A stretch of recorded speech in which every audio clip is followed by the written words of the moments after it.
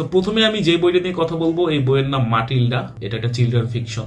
এই বইয়ের 3টা পার্ট নিয়ে আমি কথা বলবো। প্রথম পার্ট হচ্ছে গল্পটা মাটিল্ডা নামের একটা মেয়েকে কেন্দ্র করে, যে খুব অল্প বয়সে একটা প্রডিজি হয়ে যায়। তার বয়সী ছেলেমেয়েরা যেখানে 1+1=2 এই অঙ্ক করতে অভ্যস্ত, সেখানে এই মেয়েটা বড় বড় অঙ্ক চোখের নিমেষে করে ফেলতে পারে। এই মেয়েটা লাইফে একটা ট্র্যাজেডি আছে, সেটা হচ্ছে ওর বাবা মাকে খুব একটা পছন্দ করে না, বা মেয়ে হওয়ার কারণেও কিছু বৈষম্যেরও শিকার হয়। সো এই মাটিল্ডা পরবর্তীতে স্কুলে যায়, কিন্তু এখানেও একটা সাসপেন্স আছে। সেটা হচ্ছে স্কুলের যে হেড মিস্ট্রেস, তার সাথে মাটিল্ডার কিছু ক্ল্যাশ হয়, সেগুলো থেকে মাটিল্ডা কিভাবে পরবর্তীতে ওভারকাম করে বা করে না, এটা নিয়ে পুরো গল্পটা। এবার আসি দ্বিতীয় পয়েন্টটা হচ্ছে যে এই গল্পটা খুব ক্রিস্পি।